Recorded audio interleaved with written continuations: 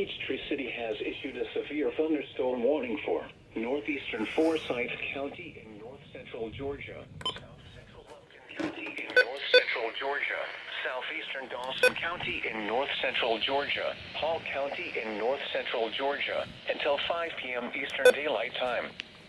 At 4:14 p.m. Eastern Daylight Time, a severe thunderstorm was located near Warhill Park, 7 miles southeast of Dawsonville, moving east at 25 miles per hour.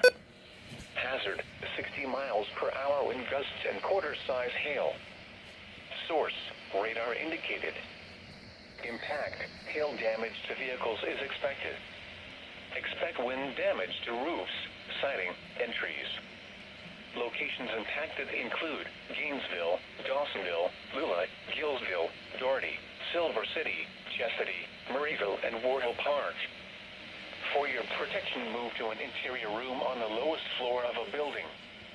If you see wind damage, hail, or flooding, wait until the storm has passed, and then call the National Weather Service toll-free at 1-866-7-634-4666 or tweet us your report at NWS Atlanta.